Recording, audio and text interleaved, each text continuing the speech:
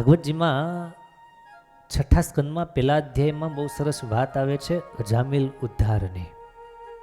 અજામિલ બ્રાહ્મણ હતો, પણ સંગ દોષે કરી અને અધમ કક્ષાને પામ્યો છે. એટલો બધો પાપિષ્ઠ થયો છે, દારૂ, માંસ, વ્યભિચાર વગેરે સૌમાં આસક્ત થયો, એક વેશ્યામાં મોહિત થયો છે, અને કર્મ ધર્મ વગેરે બધું જ ચૂકાઈ ગયું છે.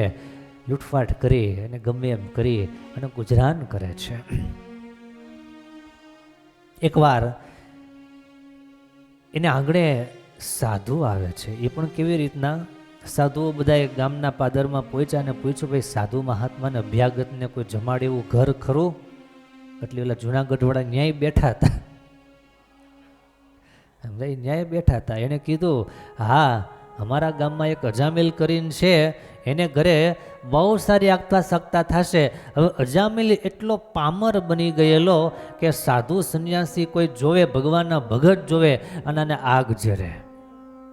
એટલો બધો બુરાયો થાય અને વિરોધ કરે, મારવા પહોંચી જાય, એટલો બધો વિરોધી, અને આ એનું સરનામું પકડાયું. વિચાર કરો, એનું સરનામું આપ્યું. એટલે આ બધાએ પૂછતા પૂછતા આવ્યા, નારાયણ હરે સચ્ચિદાનંદ પ્રભો, ભિક્ષામ દેહી ભવતામ, ભિક્ષામ દેહી મૈયા. આવી રીતના બહાર ઉભા રહીને સાદ પડ્યા. અંદર અજામિલની પત્ની ઘર કામકાજ કરે, એને વિચાર આવ્યો કે મારે આંગણે અને સાધુ. બહાર આવીને જોયું, ત્યારે સાધુઓ ભિક્ષા માટે બહાર ઊભેલા. એટલે હમણે કીધું કે ભાઈ તમે અહીંયાથી જતા રહ્યો, બીજા ઘરે જાઓ, અહીંયા રહેવા દો. આ અજામિલનું ઘર છે? તો કે હા. તો અમને આ જ સરનામું આપ્યું છે, જો ગૂગલ પિન, આ જ સરનામું છે, અને અમે ભોજનની અપેક્ષાએ આવ્યા છીએ. પેલા બાઈ માણસના હૃદયમાં એમ વિચાર આવ્યો કે આ ઘરે કોઈ દિવસ સાધુના પગલાં પડ્યા નથી. આજે અનાયાસે સામે ચાલીને ભગવાનના સાધુ આવ્યા છે અને પણ ભિક્ષા માગે છે. એ તો મારા પાપ બાળવાને માટે, મારા પાપ રવાને માટે માનો આવ્યા હોય. એમણે વિનંતી કરી કે બાપજી, અજામિલનું ઘર છે માટે જ કહું છું, અહીંયા વધારે રોકાશો નહીં, હું તમને જમાડું છું, પણ જમીન તમે તરત ચાલ્યા જાજો. કે સારું. બાઈ માણસ સાધુ પુરુષોને પીરસીને જમાડે છે, અને સાધુ મહાત્માઓ પ્રસાદ પ્રાપ્ત કરે છે. અને ત્યાં પેલી બાઈ કે થોડું જલ્દી જમો. એટલે મહાત્મા કે અમે ક્યાંક જઈએ તો એમ કે 2 દિવસ રોકાવ, આ કે જલ્દી ભાગો. આ ફિલ્મ શું છે? એટલે એમણે કીધું, ભાઈ તમે જલ્દી અહીંથી રવાના થાજો. એમ વાતચીત કરે છે. ત્યાં બરાબર અજામિલ શેરીમાંથી પસાર થાય, અને ત્યાં કોઈએ કીધું કે અજામિલ, હા, અરે તું તો ભગત થઈ ગયો, તારે ઘેર તો સાધુના આવન જાવન થઈ ગયા, સાધુઓની જોડી તારે ઘેર ટીંગાવવા માંડી, શું વાત છે? એને પછી એમ ચાવી ટાઈટ કરી, મારે ઘેર સાધુ હોય નહીં. અરે હોય નહીં શું, તમે ઘરે જોઈને જુઓ તો ખરા, સાધુઓ તારી ઘેર આવ્યા છે. અજામિલ દોડ્યો છે, ને જ્યાં ઘરે પહોંચ્યો અને નજર કરી ત્યાં સાધુઓ બધાએ જમે છે, અને લાકડી લીધી હાથમાં. ભાગો અહીંયાથી, મારા ઘરમાં તમે ક્યાંથી આવ્યા? સાધુએ વિચાર્યું કે આ બાઈ કહેતી હતી એવું જ છે. એને કીધું, જો ભલા મારતો નહીં, નીકળી જઈએ છીએ, ભલો થઈને તું મારતો નહીં, એમાં તારું નુકસાન થશે, એમાં તું હેરાન થઈશ. હારું હારું ભાગો ભાગો જાવ. અમે જઈએ ખરા, પણ દક્ષિણા તો આપ. હવે એની પાસે દક્ષિણા મેગી, બોલો. જે હાવ વિરોધી એની પાસે દક્ષિણા માગે. દક્ષિણાના દીકરા થાવમાં આ લાકડી હગી નહીં થાય. મારી પાસે કાંઈ નથી, જાઓ. મારે તમારો કોઈ રૂપિયો જોતો નથી, પણ એક દક્ષિણા લીધા વગર મેં જાહુની વાત પાકી. બાકી તારે મારવા એટલા મારી લે. હું દક્ષિણા જોઈ, બોલો. રૂપિયા નથી મારી પાસે, રૂપિયા જોતા નથી અમારે, તો દક્ષિણા શું? દક્ષિણા માત્ર તારે દીકરા કેટલા? 8-10 એવું સાંભળ્યું. હાઈ મેં ગણ્યા નથી, બોલો. અને પહેલાંના સમયમાં એવું જ હતું ને, બહુ મોટી સંખ્યામાં ફોજ તૈયાર થતી. ક્યાંક ક્યાંક તો 100 અને ક્યાંક ક્યાંક તો 1000. એમ લાગે બધા ટેગ મારતા હશે ને, 1 નંબરનો, 2 નંબરનો, 3 નંબરનો. ગેણા નથી, બોલો. શું કામ છે? સારું, એટલું જ માત્ર કામ છે. હવે તારે ત્યાં દીકરાનો જન્મ થાય તો ને હા થશે. તારે ત્યાં દીકરાનો જન્મ થાય એનું નામ તું નારાયણ પાડજે, આટલી તારી પાસે અમે દક્ષિણા માગીએ છીએ.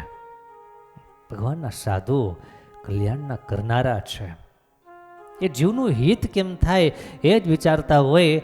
અજામિલ કે છે સારું, એ તમને વચન આપ્યું, પણ જો ભૂલી જાતો હોય, બાપા નહીં ભૂલે, તમે જાઓ અહીંથી. અજામિલને સંતોને કાઢી મૂક્યા છે. આ બાજુ દીકરાનો જન્મ થાય થોડા મહિનાઓ બાદ, અને સાધુના શબ્દો એના પત્ની યાદ કરાવ્યા કે સાધુએ કીધું તું નામ માનું નારાયણ પાડજો. આપણે ત્યાં જૂની પરંપરા પ્રમાણે હરિભક્તો મહાપુરુષો બાળકોના નામ પાડતા, કારણ કે એ નામ સાથે આપણી સંસ્કૃતિ, આપણો ધર્મ અને આપણા રીતિ રિવાજના સંબંધો બંધાયેલા રહેતા માટે નારાયણ નામ પાડવાનો આગ્રહ કર્યો છે. ને અજામિલે એનું નામ પાડ્યું છે નારાયણ. તમારા ગ્રહસ્થમાં નાનો દીકરો વાલો વધારે હોય ખરું, સૌથી નાનો નારાયણ. એટલે નાના એવા નારાયણને રમાડતા રમાડતા રમાડતા નારાયણિયા કરતા રહીએ, અને એમ કરતાં કરતાં કરતાં અજામિલનો અંતિમ સમય આવે. અને અંતિમ સમયે આખી જિંદગી કરેલા પાપ કર્મ અને પાપ કર્મના ફળ સ્વરૂપે ઓલા બધા મોટા મોટા પહાડ જેવા કાળા ડિબાંગ એવા યમદૂતો એમના આવ્યા. એ ભાઈ એમના તેડા હોય, જેવા કામ કર્યા હોય એવા તેડા આવે, ખરું કે નહીં? ક્યાંક કોકનું લઈને પછી ઉઠી ગયા હોય તો પોલીસના તેડા આવે. એવા કંઈક કામ કર્યા તો પોલીસના તેડા આવે, અને સારા કામ કર્યા હોય તો સારા માણસોના તેડા આવે. વાત પાકી છે. જેવા આપણે હોય એવા તેડા આવે. અંતકાળે અજામિલને યમદૂતો દેખાણા છે, અને યમદૂતોને જોઈ અને ભાઈ બીક પામી, ભે ફાટી ગઈ અને રાયડ પડી ગયા છે. નારાયણિયા દોડજે. નારાયણીઓ એટલે કોણ? એનો છોકરો, સૌથી નાનો દીકરો એમનો. એને વિશે બહુ હેત, અને બીજા કોઈ હાચવતા નહોતા. નારાયણ એને હાચવતો હતો, એની સેવા કરતો હતો, એના વિશે ભાવ હતો. અને અંતકાળે નારાયણ નામ જેવું એની જીભે ચડ્યું, અને ઓલો નારાયણ તો આવતા આવે, પણ ભગવાન પોતાના ધામમાંથી ત્યાં પધારી ગયા છે. અજામિલ કર્મ ક્યા કીના, નહીં કછુ દાન ભેદીના. અજામિલ કર્મ ક્યા કીના, નહીં કછુ દાન ભેદીના. અજામિલ કર્મ ક્યા કીના, એને કોઈ સારું કાંઈ બહુ કર્મ કર્યું નહોતું, પણ નારાયણ નામ લીના દિયોયમ પાશ સે ટારે દેયોયમ પાસ સે ટારી. નારાયણ નામ હે ભારે લ્યો સબ પ્રેમ સે ધારી. અંતકાળે ભગવાનનું નામ જ્યાં લીધું અને ત્યાં ભગવાન પધાર્યા છે. ભગવાનને જોતાની સાથે યમદૂતો હાથ જોડી ગયા, પ્રભુ આપ. કે હા, આ માણસ તો પાપી છે. ભગવાન કહે છે પાપી હતો, પાપી છે નહીં. ભગવાન કઈ રીતે? ભગવાન બોલે છે અંતે યા મતિ શા ગતિ. અંતકાળે જેવી મતિ હોય તેવી ગતિ થાય. અને અંતકાળે મારું નામ લીધું છે. અરે બાપ, તમે બહુ ભોળા છો, તમને ખ્યાલ કદાચ ન હોય તો આપને ખાલી વિનંતી કરીએ કે એણે તમને નથી બોલાવ્યા, એણે તો એનો છોકરો નારાયણીઓ એને બોલાવ્યો છે. ભગવાન કે છે નારાયણ નામ મારું ખરું કે નહીં? પ્રભુ નામ તમારું છે નારાયણ, બસ મારું નામ લીધું માટે એનો ઉદ્ધાર હું કરું અને કરું. ભગવાનના નામની હરિભક્તો આ તાકાત છે, સામર્થ્ય છે. ઘણાને એમ થાય કે નામમાં આવડે એટલી બધી તાકાત છે, કેમ નહીં? અવશ્ય છે. એક નાનકડી તમને વાર્તા આપું, બહુ મજા આવશે સાંભળવાની, અને એમાં સમજવાની વધારે મજા આવશે. એક વાણિયો ભાઈ શેઠ, પૈસા ટકે બહુ સુખી, રાતે નિંદર આવે નહીં, અને જીવનમાં દાંપત્ય જીવનમાં સંતાન નહીં, ચિંતા રહ્યા કરે હવે શું થશે, કેમ થશે. રૂપિયો હોય એટલે ચિંતા તો જાય, એટલે ઊંઘતો જાય એ મોટે ભાગે જોવા મળે છે. લાલ ફકીરની બહુ સરસ વાત. હવે એક ફકીર રસ્તાને કાંઠે આવો શિયાળાનો સમય અને સૂતા હતા, થોડા ધ્રુજતા હતા. એટલે બાદશાહ ત્યાંથી પસાર થયા, રાત્રે આટો મારવા માટે નીકળેલા, મારી પ્રજાને કંઈ તકલીફ તો છે નહીં વગેરે જાણવા માટે રસ્તાને કાંઠે ફકીર સૂતેલા, અને ફકીરને જોયા બિચારા ધ્રુજતા હતા, કંઈ વ્યવસ્થા નહોતી. એટલે આને એમ થયું આને ખાલી ધાબળું આપીશ તો એને ખાલી ટાઈટ જશે, એના કરતાં આને થોડુંક સોનું આપી દો, સુવર્ણ આપી દો, એટલે આની ગરીબી જાય, આશરો થઈ જાય અને બધી રીતે સુખી થાય ને શાંતિથી જીવન જીવી શકે. આમ વિચાર કરી અને ફકીર જ્યાં સૂતા હતા બાજુમાં આવી પોતાના કંઠમાં સોનાની લાખ રૂપિયાની કિંમતની માળા હતી, એ સોનાની સુવર્ણ માળા લઈ, હાર લઈ અને પેલા ફકીરની ઉપર મૂકી દીધો. ફકીર ઝચકીને જાગી ગયા. રાજાએ કીધું ચિંતા કરતા નહીં, હું છું, બાદશાહ છું અને આ તમને ભેટ આપું છું. આમ કહી અને બાદશાહ તો જતા રહ્યા. ફકીર જાગી ગયા અને આછા અજવાળિયાને જોયું, હાથમાં લીધું, આ તો સોનાની માળા. હવે રાજાએ આપી, ખોટી તો હોય નહીં, સોનાની માળા હાથમાં લીધી. આમ વજન કરે, આ કમસે કમ 10 તોલાની તો હશે જ, આ ઓછામાં ઓછી 10 તોલાની તો હોય જ. આમ વિચાર માંડા કરવા, 10 તોલા અત્યારે એટલો ભાવ, આટલી એની કિંમત કહેવાય, આટલામાંથી આટલું પ્રાપ્ત થાય અને આટલી વ્યવસ્થાઓ થાય. માંડા વિચારના ચકડોળે ચડવા અને બીક લાગી, હવે સૂઈ ન જવાય. શું કામ? ઊંઘ ગઈ, હુવાય નહીં. જો સૂઈ જાય તો આ કોક ઉપાડી જાય, કોક લઈ જાય છે. આખી રાત બિચારા એમનામ જાયગા. સવાર પડી, સ્નાન ધ્યાન જે કંઈક બધું કર્યું, પણ વિચાર પાછો પ્રગટ થયો અને જીવાતમાં જાગી ગયો અને જીવમાંથી સાદ આવ્યો કે ભાઈ આ બહુ ખોટું પગલું ભરાણું છે. અને તરત જ ફકીર આવ્યા બાદશાહના દરબારમાં, કચેરીમાં. બાદશાહે જોયા, આ તો પેલા રાયતવાળા ફકીર છે. बादशाह तरह कीधु क्या फकीर जी और क्या कुछ चाहिए क्या? और कुछ नहीं चाहिए बादशाह, ये तुम्हारा सोना तुम्हें वापिस लौटाने आया हूँ। बादशाह के क्यों मगर क्या हुआ? हुआ कुछ नहीं बादशाह, तेरे सोने ने मेरा सोना हराम कर दिया। तेरे सोने ने मेरा सोना हराम कर दिया। એટલે તમે મને હોનું આપીને આવ્યા ત્યારથી મારું હુવાનું હરામ થઈ ગયું. આની દેખભાળમાં સંભાળમાં મારી ઊંઘ જતી રહી, મારું સુવાનું હરામ થઈ ગયું. માટે આ તમે રાખો, હું જે છું એ બરાબર છું. પેલા શેઠ સૂતેલા હતા, ઊંઘ આવે નહીં, અને એમાં બરાબર ચોર ઉપરથી હેઠો આવ્યો, વંડી કૂદીને અને અંદર આવી ગયો. થોડો અવાજ થયો. શેઠ તો જાગતા જ હતા. શેઠ પાછા તો ભાઈ સામાન્ય તો હોય નહીં, ખુપરુતભાઈ એમના બાપનું બુદ્ધિશાળી માણા હોય, તરત પામી ગયા ચોર આવ્યો છે. હવે વાણિયા તલવાર હાથમાં લઈ, બુદ્ધિ બહુ, એટલે તરત હળવેકથી એમણે એના પત્નીને જગાડ્યા. શેઠાણી જાગો તો, હા બોલો ને. આપણે હમણાં ભગવાનના દર્શન કરવા ગયા હતા મંદિરે, યાદ છે કે? હા, આપણે ગયા હતા પ્રભાસ પાટણ, યાદ છે? તો અહીંયા આપણે ભગવાનને પ્રાર્થના કરી હતી, યાદ છે? હા, આપણે પ્રાર્થના કરી હતી. હવે ભગવાનને આપણે પ્રાર્થના કરી, આપણે ઘેર ભગવાન દીકરો આપે, એનું આપણે નામ શું રાખશું? શેઠાણી કે પણ પેલા દીકરો થાવા તો દ્યો, પછી નામ માટે તમે માથાકૂટ કરજો ને. એમ નહીં, દીકરો થઈ જાય પછી આપણે નામ પાડીએ, મોડું થઈ જાય અત્યારથી આપણે નામ વિચારી લઈએ અને નામ સતત સ્મરણમાં રાખીએ, એના સંસ્કારો ગર્ભમાં પડે અને છોકરું સારા સંસ્કાર સાથે જન્મે. માટે નામ શું પડશું કયો? શેઠાણી તમે બોલો.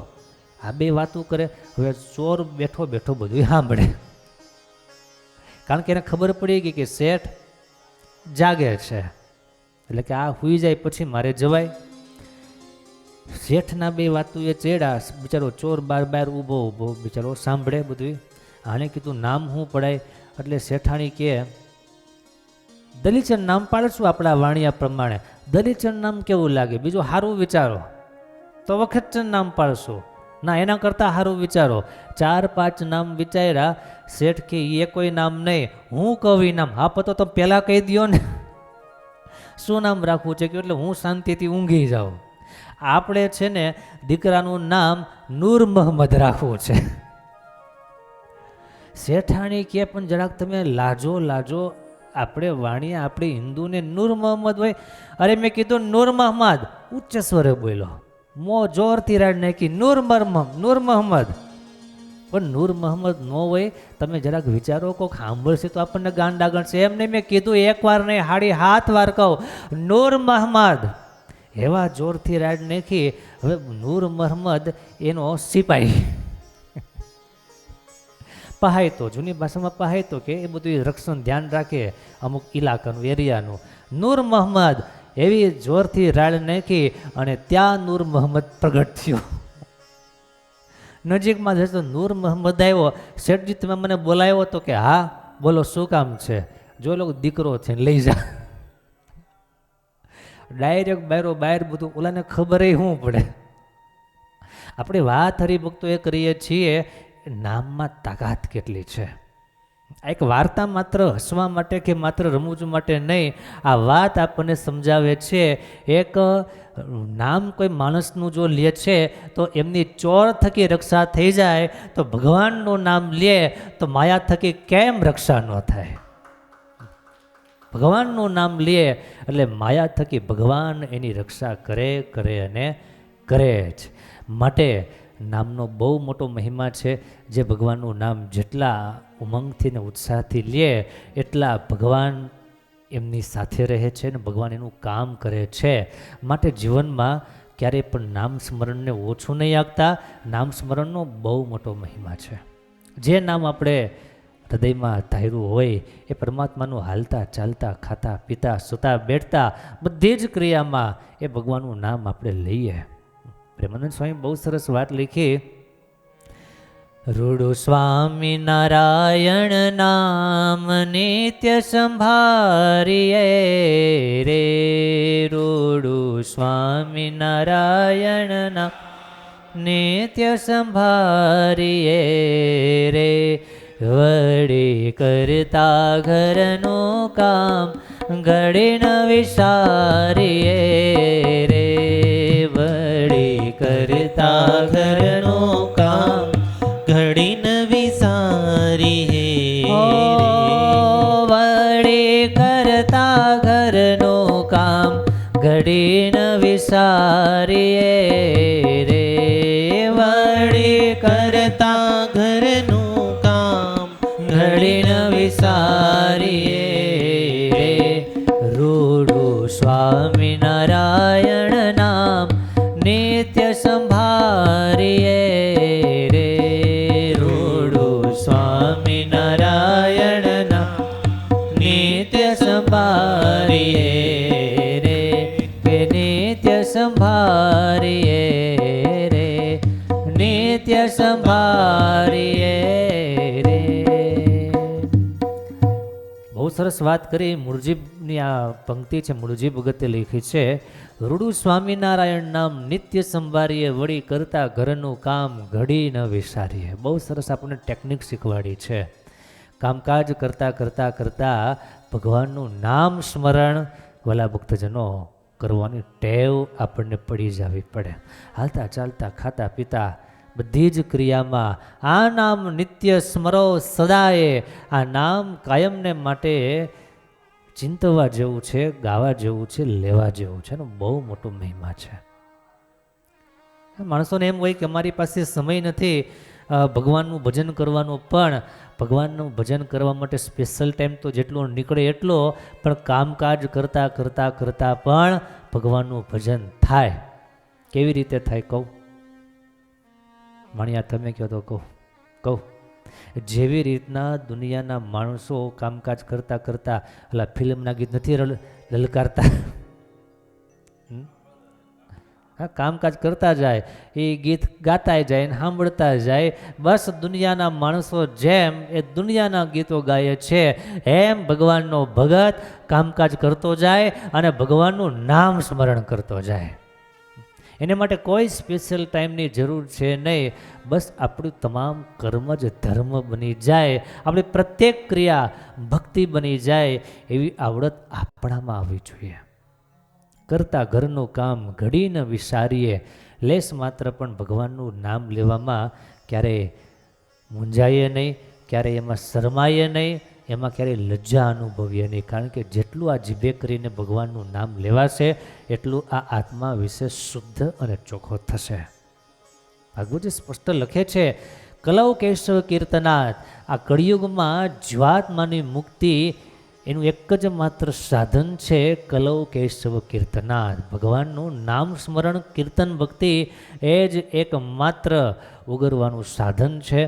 માટે ભગવાનના ભક્તો આજની તારીખે મહામંત્રને 224 વર્ષ જ્યારે પૂર્ણ થવા જાય છે ત્યારે આપણે એટલો સંદેશ એમાંથી લઈએ કે હવેથી કામકાજ કરતાં કરતાં તમે ધંધા બિઝનેસે જતા હો, ડ્રાઇવિંગ કરતા હો, ત્યારે ભગવાનનું નામ, ભગવાનની ધૂન એને ફોનમાં પ્લે કરો, ઇયરફોનમાં સાંભળો. ડટ્યું બધું આવે ને એ એના માટે બનાવી છે, સમજ્યા? એના માટે છે. એટલે એમાં કીર્તનો સરસ સાંભળીએ. હમણાં સરસ સરસ ધૂન આપણે રિલીઝ કરી, 3-4 જેટલી ધૂન આપણે આપણી બધી ચેનલમાં મૂકી છે, એને સાંભળવી. પ્રભાતી રાગમાં બહુ સરસ ધૂન, તમે જ્યારે સવારે પૂજા કરતા હો અને ત્યારે ચાલુ કરી દો તો આ સતત ધૂન વાગ્યા કરે. પ્રભાતી રાગમાં મન શાંત થઈ જાય. કામકાજ કરતા હો, સરસ મજાની આજે એક ધૂન રિલીઝ થઈ, અચ્યુતમ કેશવમ, એ રાગ ઉપર સાંભળી. કોઈ આંગળી ઊંચી કરો જીને, આપણે લિંક મોકલી હતી. હા, દિનેશભાઈ એકલાએ સાંભળી. આપણા ગ્રુપમાં લિંક મૂકેલી હતી, ગ્રુપમાં જોઈન ન હોય એ જોઈન થઈ જજો. એમાં લિંક આવે, એના પર ક્લિક કરજો. બહુ આનંદ આવશે, બહુ સુખ આવશે. પ્રત્યેક કદમ અને પ્રત્યેક કાર્ય તમારા બધાના હિતને માટેનું હશે, એટલી આપણી ગેરંટી છે. બહુ સરસ આજની એ ધૂન હતી, એવરગ્રીન ધૂન હતી. સ્વામિનારાયણ સ્વામિનારાયણ સ્વામિનારાયણ સ્વામિનારાયણ. બહુ સરસ ધૂન હતી, દરરોજ સાંભળવા જેવી, મજા આવી, ગમે એવી ધૂન. તો આ રીતે ભગવાનનું ભજન થાય. ભગવાનના ભજનનો હરિભક્તો એટલો બધો પ્રતાપ છે. સ્વામિનારાયણ મહામંત્રનો પ્રતાપ જેટલો ગાઈએ એટલો ઓછો. સ્વામિનારાયણ મહામંત્ર એનો પ્રતાપનું એક મોટું કારણ હરિભક્તો એ છે, આ વિશ્વમાં મંત્ર જગત બહુ મોટું છે. કરોડોની સંખ્યામાં મંત્રો છે, પણ આપણને કહેતા આનંદ થાય, ગૌરવની લાગણી અનુભવાય. એક મંત્ર સ્વયં નારાયણે આપેલો છે અને એ મંત્ર એટલે સ્વામી નારાયણ મંત્ર. ફરેણીમાં ગુરુદેવ રામાનંદ સ્વામીની 14માની સભામાં સ્વામિનારાયણ ભગવાને માક્ષર વદી તેરસના દિવસે જે મહામંત્ર ઠાકોરજીએ આપ્યો એ આપણા કલ્યાણ માટે આપ્યો છે, આપણને ભજવા માટે આપ્યો છે, આપણા ઉદ્ધાર માટે આપેલો છે. આ મંત્રે કરી અને કેટલા જીવાત્માઓ એના કલ્યાણ થયા છે. સંપ્રદાયમાં હજારો પ્રસંગો એમના છે અને આજની તારીખમાં પણ ભગવાનના નામ સ્મરણે કરીને, ભજને કરીને જીવનમાં ઘણી બધી ઉપાધિઓ, મુશ્કેલીઓ, તકલીફો ઠાકોરજી દૂર કરે છે. કારણ કે ભગવાન પોતાની તમામ શક્તિ પોતાના નામમાં રેડે છે. રામચરિત માનસમાં પણ ભગવાનના નામનો બહુ મોટો મહિમા બતાવવામાં આવ્યો છે. કે જેવી રીતે રામ છે કલ્યાણકારક છે, એમ ભગવાનનું નામ છે પણ કલ્યાણકારક છે. તો આપણે મહામંત્રના 224માં પ્રાગટ્ય અવસરે ખાસ નક્કી કરીએ કે વિશેષને વિશેષ મહામંત્રનું ભજન કરવું છે.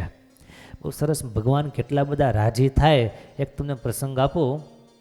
કારિયાણી ગામમાં સ્વામિનારાયણ ભગવાન પધારેલા અને મહારાજ પોતાના ઉતારેથી વસ્તા ખાચરને મળવા માટે જતા હતા. રસ્તામાં એક ડોશીમાં પોતાના છોકરાને ખોળામાં લઈ અને રમાડતા હતા અને ડોશીમાં એવું બોલતા હતા, છોકરાને કે બોલ સ્વામિનારાયણ, બોલ સ્વામિનારાયણ. છોકરો નાનો દરરોજ ટેવ પાડતા હશે, બરાબર મહારાજને ત્યાંથી પસાર થવું અને છોકરો જન્મીને પહેલી વાર એના મુખમાંથી સ્વામિનારાયણ શબ્દ નીકળો. ડોશી એટલા બધા રાજી થઈ ગયા, એટલા બધા રાજી થઈ ગયા અને રાજી થઈને કે વાહ મારા લાલ, વાહ મારા વાલા, તે તો સ્વામિનારાયણ ભેણો હતું. ભેણો એટલે બોયલો. તો સ્વામિનારાયણ બોયલો, એ તારા પર હું વારી જાઉં, તારા ઓવાના લઉં. આવી એટલી બધી હરખ ગેલા એ ડોશીમાં થઈ ગયા, એટલા બધા ગદગદ, એટલા બધા રાજી થઈ ગયા. આખો પ્રસંગ મહારાજે પોતે ત્યાં હાજર રહીને જોયો. મહારાજ આ જોઈ અને મન હસતા હસતા કહેવા માંડ્યા. મહારાજ વસ્તા ખાચરને કે વસ્તા ખાચર જુઓ ને મારા આટલા બધા તમે રાજી કેમ થયા? મહારાજ મલકાતા મલકાતા કે વસ્તા બાપુ, આ ડોશીમાનું કલ્યાણ અમારે મુક્તાનંદ સ્વામી બરાબર કરવું પડશે.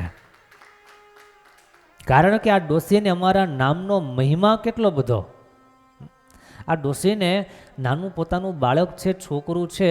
તમારે છોકરાઓને ડાન્સ આવડે, કંઈક સારું ગીત આવડે, ફિલ્મી સોંગ આવડે, તમે બધા રાજી થાવ. અમારા છોકરાને જો ટપુડાને ડાન્સ આવડી ગયો. એમાં બહુ હરખાવા જેવું નથી. એ અત્યારે તમે ડાન્સ શીખવાડો, પછી તમારી પાસે ડાન્સ કરાવશે. એને ભગવાનનું નામ લેતા શીખવાડો, એ ભગવાનનું ભજન કરે, ભગવાનનું નામ જપે, એમાં તમે રાજી થાવ, એમાં પ્રસન્ન થાવ, એમાં માલ છે. એટલા બધા મહારાજ રાજી થઈ ગયા. મહારાજ કે આ ડોશીને અમારા નામનો કેટલો બધો મહિમા, અને આ ડોશીનું તો અમે મુક્તાનંદ સ્વામીની બરાબર કલ્યાણ કરશું. આવું ભગવાન બોલ્યા. આ પ્રસંગ હરિભક્તો આપણને સમજાવે છે ભગવાન કેટલા બધા પ્રસન્ન થાય છે ને રાજી થાય છે. ભગવાનનું નામ લેવામાં ભગવાન રાજી તો થાય જ છે, પણ સાથે સાથે આપણા જીવનમાં નાની મોટી ઉપાધિઓ પણ ભગવાન દૂર કરે છે. ઘણા બધા હરિભક્તો આપણે જોઈએ તકલીફમાં હોય, મુશ્કેલીમાં હોય તો મૂંઝાવાને બદલે, ચિંતા કરવાને બદલે, રડવાને બદલે હાથમાં માળા લઈ લે અને મુખમાં ભગવાનનું નામ સ્મરણ શરૂ થઈ જાય. સ્વામિનારાયણ સ્વામિનારાયણ સ્વામિનારાયણ સ્વામિનારાયણ નામ સ્મરણ શરૂ થઈ જાય. સ્વામિનારાયણ બેરા નથી હો ભાઈ, સ્વામિનારાયણ બેરા નથી. સ્વામિનારાયણ સાંભળે છે, સ્વામિનારાયણ બધું જાણે છે, સ્વામિનારાયણ બધું સાંભળે છે. માટે એનું આપણે લીધેલું નામ કયું? સ્વામિનારાયણ. કયું? બોલો તો એકવાર. સ્વામિનારાયણ. 3 વાર તેમનું નામ લેવાઈ ગયા. બોલો. આપણે જે નામ લઈએ છીએ એ નામ ભગવાન સાંભળે છે અને ભગવાન પોતાનું કાર્ય કરે છે. ભગવાન આપણા ભેરું થાય છે. બહુ સરસ એક પ્રસંગ બગસરામાં વેલા હથવારા કરીને કરી ભગત, સથવારા જ્ઞાતિ અને વેલા એનું નામ. વેલા હથવારા બહુ સારા હરિભગત, અને એની ટેવ પડી ગયેલી કે હાલતા ચાલતા કામકાજ કરતા સ્વામિનારાયણ સ્વામિનારાયણ સ્વામિનારાયણ બોલવાની ટેવ પડી ગયેલી. એટલા બધા ભગવાન એને વશ બગસરાની આજુબાજુના ગામમાં અમરેલી પંથકમાં સ્વામિનારાયણ ભગવાન કોઈને તેડવા માટે જાય તો વેલા હથવારાને દર્શન આપે કે વેલા ભગત અમે ફલાણા ભગતને લેવા માટે જઈએ છીએ. આટલા બધા ભગવાન એને વશ થયા હતા. વેલા સથવારા એવા સારા ભગત એકવાર વાડીએ નાહવા માટે ગયેલા અને ત્યાં પાણીમાં પગ પડ્યો અને ત્યાં બરાબર હરપની પૂંછડી ઉપર પગ પડતા હરપ તરત ડંખ માર્યો, તરત કરડ્યો. પેલાને ખ્યાલ આવી ગયો ભગતને કે આ હરપનો દંશ થયો.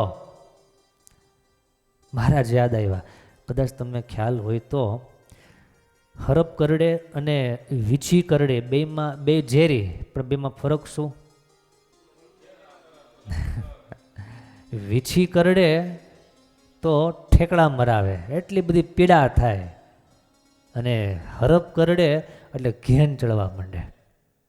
હરપ કરડ્યો હોય અને એને હુવાનો દે, એને જાગતો તમે રાખો તો ઝેર એનું આખા શરીરમાં પ્રસરે નહીં અને સમયસર તમે એમનું નિદાન કરાવી શકો. પણ જો એ ઘેનમાં જતો રહ્યો, ઊંઘમાં જતો રહ્યો, પછી બચવાના ચાન્સ બહુ ઓછા. વેલા ભગતને ખ્યાલ આવી ગયો સર્પદંશ છે. તરત મહારાજ યાદ આવ્યા, ગુણાતીતાનંદ સ્વામીના શબ્દો આવ્યા, શબ્દો યાદ આવ્યા. ગુણાતીતાનંદ સ્વામીએ કીધું કે આ સ્વામિનારાયણ મંત્ર તો મહાબળિયો મંત્ર છે. ગુણાતીતાનંદ સ્વામી એમ કહે કે આ મંત્ર કરીને તો કાળા નાગના ઝેર ઉતરી જાય. આમ સ્વામીના શબ્દો એને સાંભળેલું હોય ને યાદ આવે. સારું સાંભળવું હોય તો નબળું સાંભળવું હોય તો નબળું યાદ આવે. શબ્દો યાદ આવ્યા કે ગુરુ એવું બોલતા હતા, એવું કહેતા હતા કે આ સ્વામિનારાયણ મંત્રે તો કાળા નાગનું ઝેર ઉતરી જાય. એટલે તરત જ મન મક્કમ કરી અને સીધા એવા ઘરના સભ્યોને જાણ થઈ ગયેલી કે હરપ કરડી ગયો છે. એટલે તરત બધાએ તૈયારી માંડ્યા કરવા. કોઈ કેલા હરપ ઉતારનારને બોલાવો, ઓલા માંત્રિક તાંત્રિકને બોલાવો, ભુવાને બોલાવો, ફલાણા માંડા બધા તૈયારી કરવા. વેલા ભગત કે તમે ભલા થઈને કોઈ તરકડ કરતા નહીં. જો તમને મારામાં હેત હોય, જો તમે એવું સમજતા હો કે મારું ઝેર ઉતરી જાય, મને હરપનું ઝેર ઉતરી જાય, બીજું કાંઈ કરતા નહીં, હું આ દીવો કરી અને ભગવાનનું ભજન કરવા માટે બેસું છું. જેને બેસવું એ બેસો, બીજા કોઈ તિકડમ કરતા નહીં. આમ કહી અને વેલા ભગત હાથમાં માળા, મુખમાં સ્વામિનારાયણ સ્વામિનારાયણ સ્વામિનારાયણ નામ. હરિભક્તો જેમ જેમ માળા થતી ગઈ એમ હરપનું ઝેર ઉતરતું ગયું અને 2 કલાક થઈ અને ત્યાં સાવ નિર્વિષ થઈ ગયા. તમામ ઝેર એનું ઉતરી ગયું અને ઊભા થઈ અને વળી પાછા કામે લાગી ગયા. આ હતા વેલા સથવારા અને આ છે સ્વામિનારાયણ મહામંત્રનો બાપ મહિમા, જેનું આપણે ભજન કરીએ છીએ, જેને આપણે રાત દિવસ યાદ કરીએ છીએ. જેટલી જેના હૃદયમાં ભક્તિ હોય એટલા યાદ કરે. મને થોડીક ભક્તિ હોય તો મને આખા 24 કલાકમાં 5-10 મિનિટ ભગવાન યાદ આવે. કંઈક વિશેષ ભક્તિ વધે તો કલાક 2 કલાક ભગવાન યાદ આવે. અને એથી વિશેષ ભક્તિ પ્રગટ થાય તો દિવસમાં જેટલો સમય આપણે જાગૃત હોઈએ એટલો સમય ભગવાન યાદ આવે. અને જ્યારે એ કક્ષાએ પહોંચી જઈએ ત્યારે હરિભક્તો યાદ રાખજો, સ્વપ્નમાં પણ ભગવાનના દર્શન થવા લાગે. આખો દિવસ ભગવાનનું નામ સ્મરણ ચાલુ હોય. વધારેમાં વધારે આગ્રહ રાખતા જઈએ. જેવી રીતે તમે કાંઈ ધંધો લઈને ચાલુ કર્યો હોય, પહેલાં મહિને તમે 20,000 કમાણા હોય, તમારો ટાર્ગેટ શું હોય? આવતા મહિને 50,000 તો થવું જોઈએ. જેમ ટાર્ગેટ તમે કમાવાનો વધારતા જાઓ છો ને, વધારવો જ જોઈએ, એમાં કોઈ ખોટું નથી. પણ એ જ રીતે ભગવાન ભજવાનો પણ ટાર્ગેટ વધતો જવો પડે. ભગવાનનું નામ સ્મરણ કામકાજ કરતા, તમે ધંધા જોબે જતા હોય, નોકરીએ જતા હોય, ત્યારે આપણે સાવ નવરા હોય આપણે, ત્યારે બીજું બધું કરવાને બદલે આ કામ કરાય. અમેરિકાને એક હરિભગત સંતોને મળ્યા હતા. સંતો એમની ગાડીમાં બેઠા હતા, લઈ જતા હતા. એમાં આગળ કાચની બાજુમાં, સ્ટીરિંગની પાછળની બાજુમાં કાચ ઉપર એને એક શ્લોક અને ત્યાં પિન કરેલો હતો. એક શ્લોક હતો. એટલે સંતો પૂછ્યું અહીંયા શું લખ્યું છે? એટલે કે વિષ્ણુ સહસ્ત્રનો શ્લોક છે. તો ત્યાં કેમ લગાડ્યો? એ કે મને એક દિવસ એવો સંકલ્પ થયો કે આ કામકાજમાંથી આપણે ટ્રાવેલિંગ માટે જઈ આવીએ છીએ ત્યારે બીજું કાંઈ કામકાજ ન હોય, એટલે દરરોજ એક શ્લોક ત્યાં લખીને લગાડી દઉં અને એક શ્લોક આવતા જતા સમયમાં એક શ્લોક પાકો કરી નાખું. અને કે 90% મારે કંઠસ્થ થઈ ગયું છે. આ કેટલો બધો સમયનો સદુપયોગ કહેવાય. બીજું કાંઈ કામકાજ હોય નહીં, કાંઈ કામકાજ ન હોય. અને તમે જોજો કે નામ સ્મરણનો તમને આગ્રહ ન હોય તો તમે રસ્તા હેલા જતા હોય, દ્રષ્ટિ અપવિત્ર થાય, વાણી અપવિત્ર થાય, બાજુમાંથી કોઈ કાવો મારી નીકળે તરત અમુક તો ગાડું જ બોલે ને. અમુક તો 4 વ્હીલમાં બેઠા હોય તો એ ગમે એમ જીક તો ઓલાને કાંઈ સંભળાતું ન હોય, પણ આની જીભ પાવન થાય. ત્યારે ભગવાનના ભક્તોને તો એવી ટેવ પડવી જોઈએ કે આપણે તો ભગવાનનું નામ સ્મરણ ચાલુ રાખવું છે. આપણે ભગવાનનું નામ સ્મરણ વધારે સરસ. તમને જે ધૂન ગમતી હોય એ ધૂનને તમે સતત લલકાર્યા કરો, એ ધૂનનો આનંદ લીધા કરો. એણે કરીને ભગવાન વધારે ને વધારે સાંભળશે અને એ જ મારા તમારા જીવનનું બહુ મોટું ભાતું બની રહેશે. એવી સરસ હરિભક્તો આ મહામંત્રના પ્રાગટ્ય અવસરના ઉપક્રમે આજની સભામાં આપણે સરસ વાત સાંભળી. આ રાતને હૃદયમાં ધારજો, સ્વીકારજો. ભગવાને આપણને દયા કરી અને આ જે માનવ દેહ આપ્યો છે, આ માનવ દેહ દ્વારા 3 જ કામ કરવાના છે. કેટલા કામ? કયા કયા? મેં ક્યાં કીધા છે? ઘણી વાર કીધા. 3 જ કામ કરવાના. આજે યાદ રાખજો: સેવા, સ્મરણ અને સંત સમાગમ. કેટલા કામ? સેવા, સ્મરણ અને संत समागम. सेवा, सुमिरन, संत समागम, यही मोक्ष का द्वार है. આ 3 જ કાર્ય આપણા સૌ કોઈના કલ્યાણનું કરનારું છે. માટે આ 3 કામમાં આપણે બહુ સારા પ્રવૃત્ત થઈએ.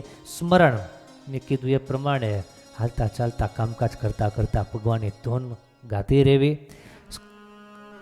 સંત સમાગમ, કથા વાર્તા. હવે તમારા બધાની પાસે મોબાઈલ છે કે નહીં? અત્યારે ચાલુ જ કરવા. મોબાઈલમાં સરસ મજાની કથા આવતી હોય, એ કથાને આપણે સાંભળીએ. રાત્રે કથા થતી હોય, પૂજ્ય ગુરુજી સવારે કથાનો લાભ આપતા હોય, તો એનો લાભ પૂરેપૂરો લેવો. અત્યારે સરસ મજાની કથા ચાલે છે. કઈ હાલે છે ખબર છે કોઈને? ભક્ત ચરિત્રમ છે. દાદા ખાચરના જીવન ચરિત્રની અદ્ભુત કથા ચાલે છે. પણ તમને આમ સાંભળવી ફાવતી હોય તો. બાકી કથા તો બહુ સારી હાલે છે. બહુ સરસ પ્રસંગો દાદા ખાચરની પૂર્વની 5 પેઢીની વાતો એમાં કરવામાં આવી છે. બહુ સારી વાતો, બધી ઐતિહાસિક વાતો છે. તો એ બધી કથાઓ સાંભળવી, એને કહેવાય સંત સમાગમ.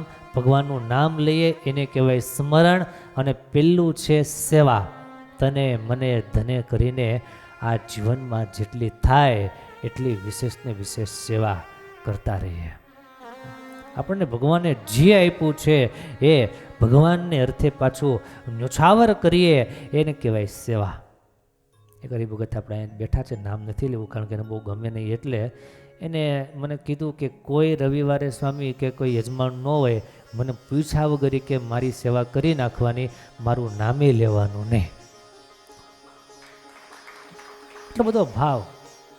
સભાઓમાં નાસ્તા કરાવવા, સૌને જમાડવા, રાજી કરવા, હવે હૃદયનો ભાવ. સંતોની એક રીતિ હોય કે શ્રદ્ધા ટકી રહે અને ક્યારેય બીજું ત્રીજું થાય નહીં. એટલા માટે અનુકૂળતા મુજબ સેવાનો સ્વીકાર કરે, પણ આપણા હૃદયમાં કાયમને માટે એવો ભાવ રહેવો જોઈએ કે હું કેટલું કરું, ગમે એટલું કરું, ઓછું જ પણ લાગે, ઓછું જ લાગે. અમારા દશરથભાઈ બેઠા ને, પહેલા દિવસે આપણે યજ્ઞ, બીજા દિવસે યજ્ઞ થયો 3 તારીખે, એટલે કે મુખ્ય યજમાન, એટલે એણે લાભ લીધો. વળી પાછા આ સંતોની રસોઈ, આ નાની મોટી સતત સેવાઓ ચાલુ જ હોય એમની. શું કામ?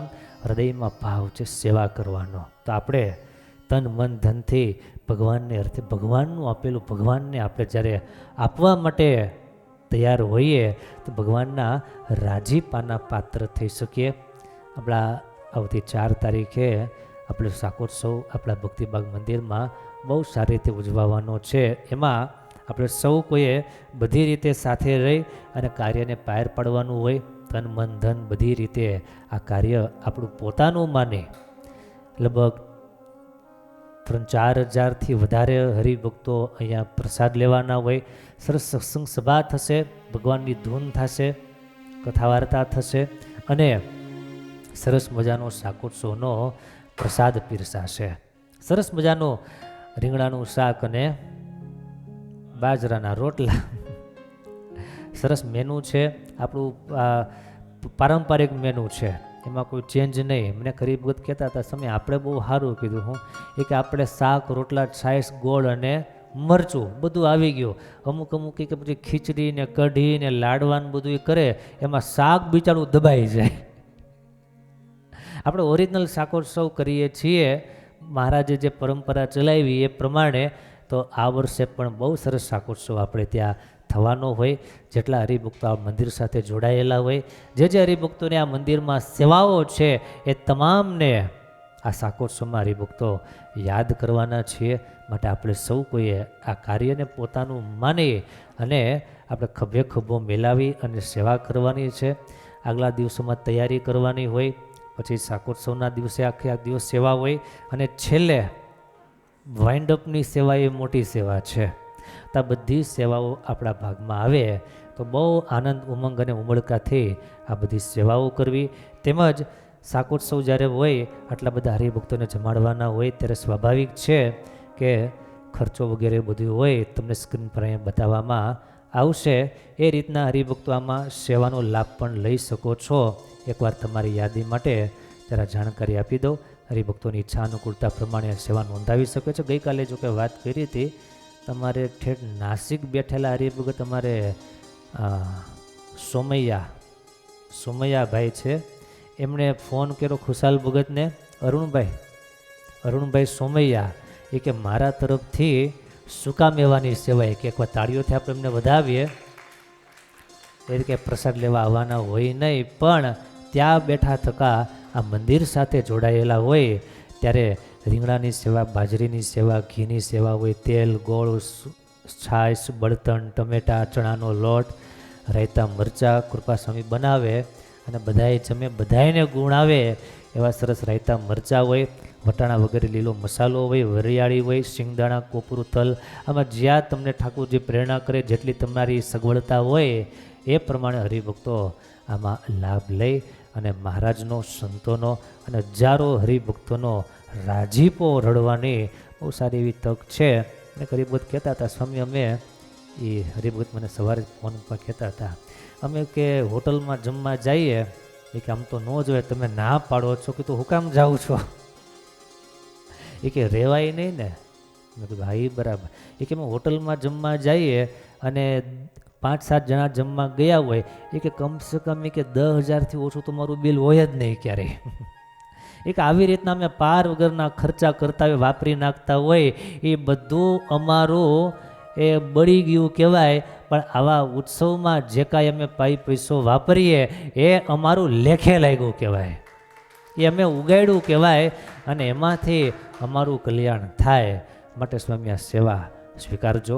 તો આવી રીતે હરિભક્તો પોતપોતાની અનુકૂળતા પ્રમાણે બહુ સારી સેવાઓ કરી રહ્યા છે, કરે છે, કરશે.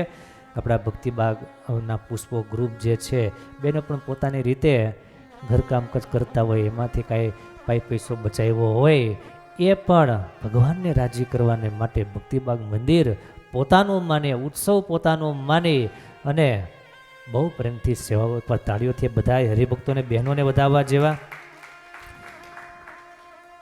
આપણું પોતાનું છે માટે, અને તમને બધાને કદાચ એવો અનુભવ છે જ કે જે ગુરુજી હોય, ગુરુજી તો ક્યારેય કહે જ નહીં, પણ કૃપાસ્વામી વગેરે કોઈ પણ સંતો ક્યારેય કોઈને આગ્રહ કરીને ક્યારેય કહેતા નથી, બહુ બહાર કોઈને આપતા નથી, સાહજિક વાત કરે.